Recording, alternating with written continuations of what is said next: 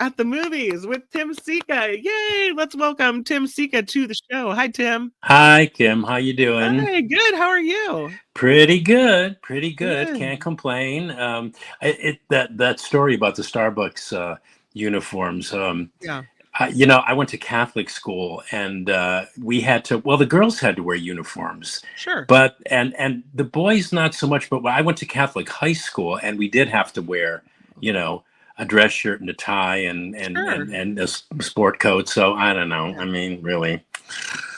Yeah, Yeah. whatever. I don't know. It's it's hard to have sympathy for these kids, but anyway, whatever. Yeah, whatever. I did not take the job, but when I was 15-ish, almost 16, I was Hmm. offered a job at Burger King. Oh And I yeah. took one look at the polyester uniforms Oh yeah. and I Those was are kind of like, gross. Yeah. no, I'm not doing that. And I Yeah. ended up working down at the beach selling t-shirts instead. Yeah. But in the Better scheme of better uniforms, choice. I mean, you Yeah. could look at a Hooters uniform with those Oh polyester yeah. orange Right. shorts and the tight Yeah. tank top, and you could make Right. an argument where say, yeah, that's kind of uncomfortable to have to wear at work, right? Oh yeah. That's true. Yeah. At Starbucks, you get to wear jeans or khaki Yeah. pants, Hmm. your own black shirt. It doesn't seem that bad, but hey, who am Yeah. I? But hey, yeah. Who am I to? Yeah. All right, the first movie that you have reviewed for us this week is this one, and it's called Hurry Up Tomorrow. And Michael Snyder just reviewed this movie on the Mark Thompson show, so I can't wait to hear what you say about it. Oh Lord, well, I kind of wish I didn't even have to talk about this one because Oh, taking in this movie, I just wanted it to hurry up and just be over. Uh, yeah, this movie's being advertised as an American musical psychological thriller, and if that description oh, is attempting to create a new genre of some kind, moviegoers everywhere beware. You're in deep doo-doo. uh-oh. Apparently, this is a companion piece to Abel the Weekend Tesfaire's sixth studio album of the same name. I didn't even know who this guy was. Anyway, the album was produced in conjunction with this movie. So, and Abel Tesfaye, in fact, stars in the film. He plays this drug-addled rock star, depressed over a relationship breakup, who encounters and has a brief affair with a groupie he meets on tour, who turns out to be a crazy psychotic psychopath. And I would say that this film, well, the best thing that can be said about this film is that it probably is the absolute worst movie I have seen this year. It Oh, is it is seemingly pointless. It is grueling to sit through. It's visually assaultive. In fact, they give a warning beforehand. They say, hey, there's going to be flashing lights and stuff. So if anybody's sensitive to that, and I'm not sensitive to that, but during the movie, I became sensitive to that. I thought this is insane. yeah, Uh, there's some things that have too much flashing and I have to look away. And I'm yeah, not normally sensitive, but like I feel like you're trying to give me a stroke or something. yeah, Yeah, yeah. exactly. And Mhm. and there was wall to wall music. Anyway, it was one of the most unbelievably self-indulgent and just plain dreadful movies I have ever sat through. There's a few interesting elements here. I hesitate to outright say that this movie is garbage. Well, I just said it, but it's so bad and so navel gazing that to point out anything good about it would give somebody the wrong impression that it might be a good movie, because it is not a good movie, and I have nowhere to put the sheer torture it felt to watch this. I nearly bailed on it 1 hour in, then I nearly bailed on it again 20 minutes after that. But then, as a professional discipline, I decided to just endure it until it was over. I think the film was trying, vapidly, though, I would add, to say something about honesty and artistic integrity and channeling personal pain, into your art. But all of that is so buried beneath this, no matter how you slice it, self-indulgent, swollen, and bloated mess of a movie. And having to endure films like this, Kim, in the end, only succeeded in edging me closer and closer to retirement. Oh God, that's No, really. bad. When Yeah, this yeah, movie makes you want to quit, you know it's yeah. bad. It's bad. Anyway, hurry up and close. Hurry up tomorrow. We'll be all the better for it. Yeah, no. What did Michael think? He did not like this movie either. He's not Oh, recommended. He said it was okay, good. awful. You two Yeah, are in that's agreement. nice. Yeah, Yeah, we're in it is nice. agreement.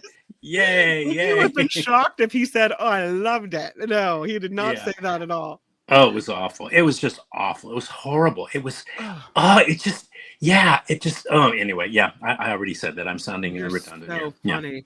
By the Um, way, before we get to the next movie, uh-huh. last week we talked about Yeah, the Four the Four Seasons. Seasons, and you said, I'm watching it. What did you think? I did. I was because I hadn't seen the original 1981 movie, which I did watch it right after, Hmm. as you had recommended.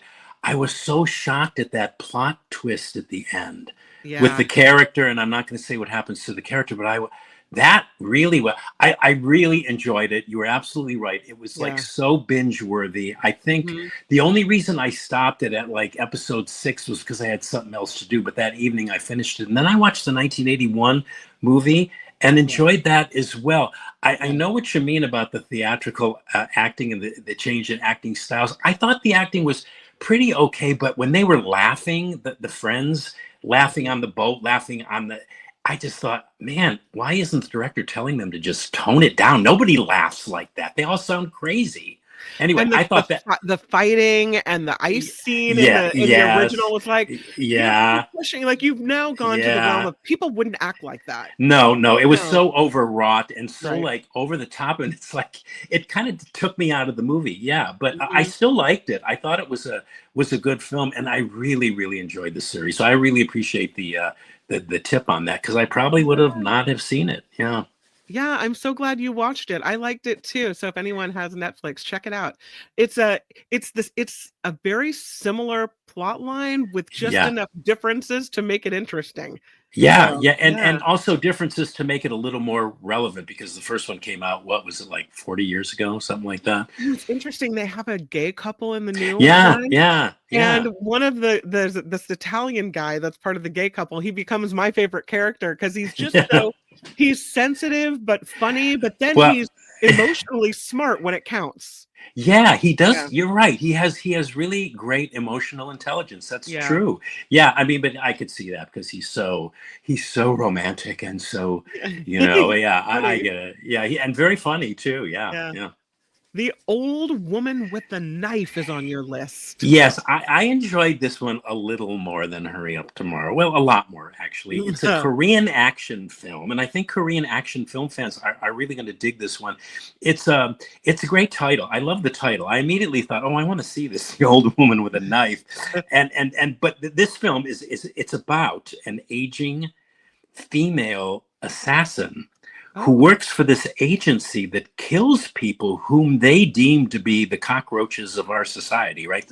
The scum who apparently evade the law and who continue to inflict suffering upon other people. So the 60-year-plus-year-old woman who has a reputation for like the being the best, brutal disposer person of people whom the agency she works for deems subhuman. She's on in years. She continues to work for the organization, but because she may be slipping, kind of, so to speak, is being Hmm. watched close. This is what kind of makes it interesting. She's being watched closely by her other co-worker assassins who are ready to retire her. The hitch in the get along, though, is that she's still got plenty of life in her. She's not ready to go. And it's kind of an odd movie. Some people might call it immoral. I think it's Oh. ironically amoral. I mean, it's about an organization that sends its employees on targeted missions to murder people outside the established law enforcement structure. It's sort of composed of like a bunch of Dexters. Do you ever see Dexter? I The never the watched that show. well, Mm-mm. that's a show about a guy who kills awful people who escape the justice system. He's a vigilante. But I thought that was an interesting setup, and it was further nuanced by focusing on an aging female protagonist who may be past her prime, but for whomever crosses her path, they wind up dead. Let's just say that. And technically, the film's a little messy. The editing is a little confusing. There are lots of flashbacks to show how this woman came to work for this vigilante organization. I like that the film was a kind of a metaphor too for how society, certainly in Western culture, tends to dismiss or discard people of a certain age, especially women, as being of no or little use anymore. I also kind of found it amusing, this notion of, how can I say this, of professional killers killing other professional killers who may be slowing down a bit within an organization of professional killers because it would reflect badly upon their institution. I mean, an organization that kills and kills cleanly and efficiently, but if there's a member in this organization of killers who's like maybe not doing as good as they used to do, but they refuse to leave, well, for the sake of the organization, its reputation, let's maybe they should be eliminated too. I kind of thought that was funny. I don't know if it was meant to be. Yeah, so even if I think this movie was, how can I say, compellingly unpleasant at times, and it's sometimes excessive use and scenes of violence, there was enough about it that was interesting enough to deem it a decent movie. It was based on a novel of the same name, which I'm sure has something to do with the substance in it that kind of transcends just for it being just mere entertainment. So I recommend The Old Woman with a Knife. And I'll tell you, this old woman, boy, she still knows how to wield a knife when it comes to killing people. Woo woo. Oh, and I should say one thing, and this is a bit of a spoiler, but I always tell people this because all my friends say I'm obligated to tell them this because all of my friends are animal lovers. Oh.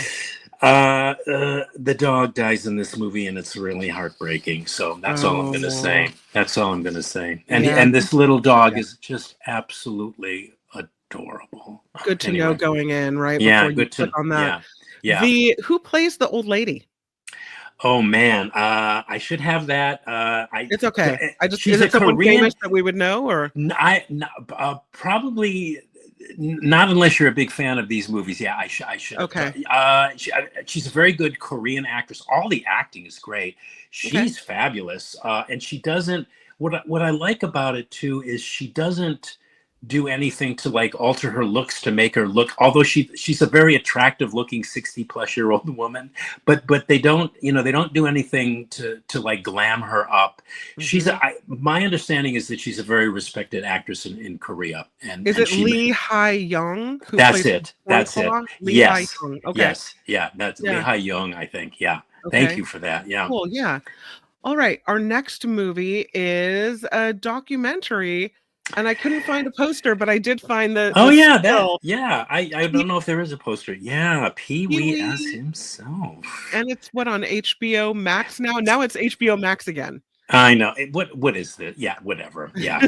Yeah. And they always want me to say, don't say HBO Max, just say Max. And now I got to say HBO Max. Now anyway. HBO Max. Yeah. This is Pee-wee as himself. We're talking here, of course, about Pee-wee Herman. Is a character created by actor and comedian Paul Reubens, and the focus of a couple of movies, Pee-wee's Big Adventure and Big Top Pee-wee were a couple of movies, and then those movies paved the way for Pee-wee's Playhouse, that delightfully bonkers an Emmy award-winning children's series that ran on CBS. I think it. 1986 to 1999. Have you ever seen Pee-wee's Playhouse? Like a long time ago. Oh, I just think it's wonderful. Anyway, this is a 2-part HBO documentary. It's directed by Matt Wolf, and it chronicles the life of Paul Reubens, who participated in over 40 hours of interviews for this movie. He died at the age of 70 in 2023. He had leukemia and metastatic lung cancer. But yeah, watching this, though, it's interesting. You're not sure if it's really a documentary about Paul Reubens, which of course it is, or the character of Pee-wee Herman himself, because those two personas were so closely intertwined in Paul Reubens's life. But it's a fascinating doc, which chronicles the life of this guy whose private life was always closely guarded. So there's something special about the fact that he went so public in these interviews before he died. And as a result, we get a really thorough and detailed overview of his life, his sexuality, his beginnings with the Groundlings improv group in LA, his performance artist beginnings. He was actually a contestant on The Dating Game as Pee-wee Herman, which was so bizarre because he was actually chosen by the woman who was asking the questions. It was so weird. She chose this guy. Anyway, he did SNL, lots of appearances on David Letterman. He toured 22 U.S. cities as Pee-wee Herman, winding up at, of all places, Carnegie Hall. Oh, I mean, wow. Pee Wee Herman at Carnegie Hall. He was a weed head. I didn't know any of that. He was in the closet for most of his life. He was a fanatic of kitsch, and he pretty much lived his life as this alter ego. Paul Rubens did as Pee Wee Herman, and of Mhm. course, there was Pee Wee's Playhouse, which, in my opinion, was one of the most inventive and creative and out brilliant children's TV shows of all time. I mean, somebody in the film, I think, somebody in the film described Pee Wee's Playhouse as Caligula in Kittyland, Oh, how which weird. I don't know how to react to that. I didn't Yeah. think it was quite Caligula anyway. But it's a fascinating look at a truly original artist, and it's my take on it is a little early. It starts to stream on HBO Max next Friday, so and it's well worth the 4 hour runtime. What's Really good. interesting is, and I see Ricky says no interest in Pee Wee's life, but in talking to you and talking to Mark as well, there was a lot more to him than just Yeah, this there. Yeah, caricature on his show. He was said yeah, to be like really wonderful and a philanthropist and this really great person. And it's sad that when I think of Pee Wee Herman, yeah. I I know what think you're gonna about say. him being caught in some adult movie theater with Yeah, his, his masturbating. his Yeah, man yeah, parts out, yeah, yeah. and so that's what I think of, and that's really he leaves a kind of a legacy that's a lot more than that. Yeah, there were also these child porn allegations, which were proven Oh, completely false, but they were mhm, and it was kind of a setup. And then there were these obscenity charges that followed. Yeah, unfortunately, when those things come out, they stick forever, even if they're not true. mhm, And he was not a pedophile from all accounts and all mhm, documentation. I mean, and he was, kids loved that character. They loved the mhm, show. Yeah, and he was a very, very canny artist, and he was a very, he was very original, and he was also commercially successful. He made a lot of money, and that yeah, character, I know that character, a lot of people, some people don't like, they find it irritating. I used mhm, to find Pee Wee Herman really annoying, and then at some point he kind of just grew on me. And yeah. I found him amusing. But yeah, I agree with what you John said. Watson says Pee-wee kind of reminds me of Andy Kaufman in a weird way. That's a good. I think I could be wrong, but I think somebody does make that comparison, or they allude to that. Yeah, they're very, very similar in that they're both extremely Mhm. weird, and their humor is very, very weird. I don't know Um, the answer to this question. Wes asks, did you know that Paul Rubens was in the movie Elf? He was the guy in the mailroom that yeah, Buddy got drunk with. I didn't yeah, realize that. yeah. Yeah. He appeared in a lot of movies, especially after like all that brouhaha, all that controversy and stuff. Mhm. But they didn't really publicize that stuff a lot. But yeah, he did. That's exactly right. And he popped up in a lot of other movies as well. I think he Mhm. was in one of the Batman movies too, if I remember correctly. He played some weird Interesting. villain or something. Yeah, but Judy yeah. says he was also great in the movie Blow as a flamboyant Oh drug yeah, dealer. in Blow. That's right. He was in Blow. Yeah, Yeah. exactly. See, yeah. See, we need this feedback from people so that they can remind me of stuff I'm supposed to know off the top of my head here. Interesting. But you say of this documentary it's worth watching? It's very worth watching. Yeah, yeah. And it's, again, when you learn more about people, even the stuff you might find annoying or questionable about them, there's always something in their life that, at least this is my experience. This is why I read books about history and biographies. There's something there that you can empathize with, just being another human being yourself. You know what I mean? Mhm. Yeah. Okay. Pee-wee as himself, and that's on HBO Max, as it's called now. Yes. We're back to And that. we're back to that. And the next one is called Jane Austen Changed My Life? Wrecked Jane My Life? Austen wrecked my Wrecked life. My Life. I love that title, and this is a movie for you, Kim McAllister. Oh! I'm going to recommend this movie to you. It's a French romantic comedy film. It's in English and French, and it's about this kind of yeah. It's about this. I love that poster too. It's about this kind of clumsy, but really charming young woman who works in this bookstore in Paris, while all the while dreaming of becoming a successful writer and experiencing love akin to a Jane Austen novel. Mhm. The gal is played by Camille Rutherford. She's wonderful in the lead role. And the movie was written and directed by Laura Piani. She's making her feature film directorial debut with this movie. And I super enjoyed this movie because, for one, it's a fresh take on the romantic comedy genre without giving anything away. I'm not going to give away any of the plot twists and stuff but anyway, it's so smart for another. And it can be looked at and enjoyed through a lot of different prisms or aspects. There's the literary aspect, which you needn't really know anything about to enjoy the movie. If you've never read a Jane Austen novel, it's Mhm. okay. It doesn't affect anything. But if you're a fan of Jane Austen's novels, it's an added bonus. So there's the literary aspect, there's the feminist aspect, and then there's the comic aspect. The latter shedding some light upon the subtle comedy that there is to be found in Jane Austen's works, which kind of bleeds over into this story about this young woman who's looking for romance, who works at a bookshop, but she's also trying at the same time, she's trying to balance all these things to be a respected writer. So it's a charming and smart rom-com, but it's also rich in its observation of the writer, what it takes to be a writer. There's a Mhm. wonderful line in the movie about um, writing being like ivy, that it needs ruins to exist, and therefore anyone who aspires to be a writer needs to look for their own ruins. I thought that was Oh, just yeah, a wonderful sure. stuff. And the Uh, kind of love like trial. comedy, right? I mean, Yeah, yeah, yeah, they yeah. say you're not a good writer or a songwriter or artist in any way unless you've been through some kind of horrible trauma. Yeah, Yeah. yeah. Well, yeah. Well, the love trials that this woman goes through along the way are totally relatable to anybody, a woman or a man.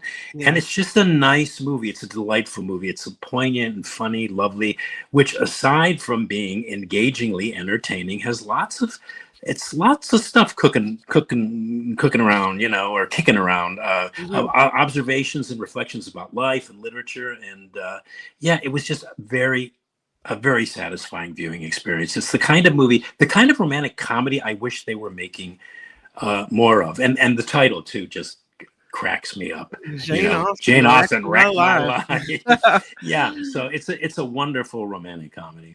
All right. Your classic movie recommendation of the week is, drum roll, Dun da da please, da. Reds Reds. from Have you? 1981. And what has happened, Tim, when movies from the 80s are now classic movies?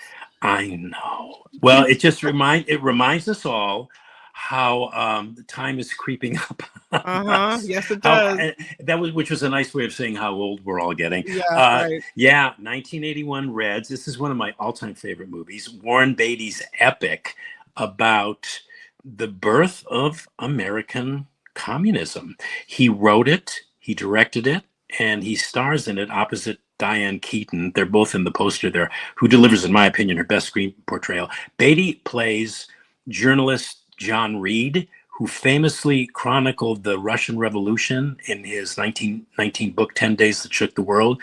He's the only American, Jack Reed is, born in Portland, Oregon, to be Wow. buried in the Kremlin. Which I think is really interesting. And Diane Keaton plays journalist and his paramour, Louise Bryan. So it's a love story. I love these movies. I love these kind of love stories set against the epic backdrop of unfolding world history.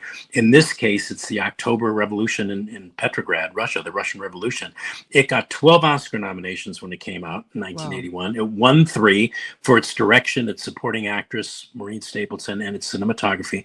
And I think one of the reasons I love this movie so much is because it's probably one of the um, smartest entertainments ever made. How a movie can be this smart and this intelligent and at the same time being that entertaining, I really can't think of another movie of this length and this scope that accomplished what Red's accomplished in its telling of history and the love story unfolding against that history. It's brilliantly cast.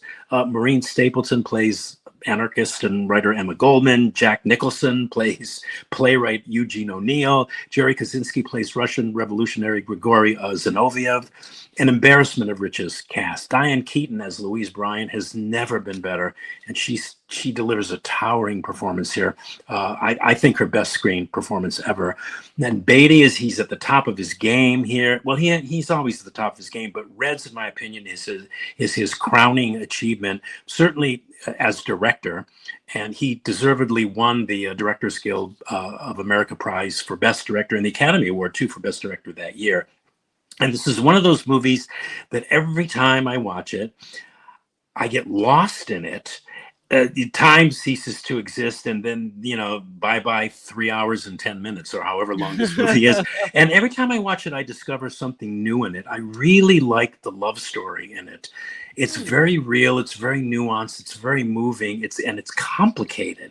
I learned a lot about the Russian Revolution watching this movie. It is literally history vividly come alive, and a capsule history too, really, not only of the Russian Revolution, but of the American left in the early 20th century. I don't know of any other movie. Well, I know before this movie, no other movie ever attempted even to go there because of the controversy. And I don't think any other movie has done that since, but it's also a great love story set against this epic backdrop. I mean, what more can you ask for in a movie, really? So I love Reds. I recommend it, and you can rent it on Amazon Prime. So I yeah. have to tell you, and you get a lot of love. Rhonda says, "Oh, I loved Reds." Oh, yay. Yeah. I have never seen this movie. Ricky says this is a delightful film and that he loved the history. Yeah. I love all these comments. Yeah. I have No, not seen this one, so I got to go back and see this movie. You'll like it, Kim. I think you'll particularly like the love story. I know you love romantic dramas and comedy. But I know, I do. This is it's a great love story. These two people. Yeah. So I also really enjoy movies about history. So this kind of has my name all over it. So I think, that might be one for me. Yeah, absolutely. So that's my classic movie recommendation for today. Yay, Reds, 1981. A couple of comments that I wanted to share with you before you go. Sometimes I'll do it after you go, but I like to do it when I see them when you're still here. I'll allow you to comment on them. Rick wants to know, how is murder and killing considered entertainment? But I mean, from horror movies to movies like The Assassin, this has been ongoing. I mean, humans are always interested in harming each other and like peeking into that. It seems like we're hardwired and fascinated into the subjects of violence. Yeah, I remember Hitchcock once said in an interview, he said the real question is, he says, why do people pay money to be scared or to watch other people in pain or whatever? And the interviewer said, well, do you have the answer to that? And he said, no way. He said, I earn my living doing that, so I don't want to know why. Right. But it's that peculiar thing, about the human condition, I guess. Speaking of movies from the 80s, Vanessa says, I just watched a 40th anniversary reunion for The Breakfast Club. The reunion. Oh, The Breakfast Club is so good. That was one of our recommended movies, I think. I think you did. I think it was the week I forgot. Oh, and I recommended The Breakfast Club? And you said The Breakfast Club, and I said, oh, yeah. No, Breakfast Club is another one of those movies. If you're like channel surfing, and it's one of those movies where if you come on The Breakfast Club, you go, oh, I'm going to watch, no matter where you land on it, you go, oh, I'm going to watch this for a while. And you wind up, even if there's commercials, you wind up watching it to the end. Yeah, it's so good. It's so good. Yeah. Rev P just got here. He arrived when you said the first thing he heard was the dog dies. Great. Happy Friday. You know what? I think it's so important for you to tell people that, because if you know that, you can really make a decision about what you want. Because sometimes I watch a movie and I don't want to be dragged down like that. Like, right. I don't want to go into my weekend watching the things that make me sad or depressed or whatever. So I'm glad you mentioned it. Yeah, and it's part of the plot. So, but it's not a violent thing or anything, but it is just the dog was a stray that nobody wanted, was abandoned, and was going to be killed, and this killer, she adopts it and she brings it home anyway. And it's not a violent death or anything, but really I think it's so sad. And then I think of those movies like Old Yeller and The Yearling and all those dog movies. No. They're too hard to watch. Yeah.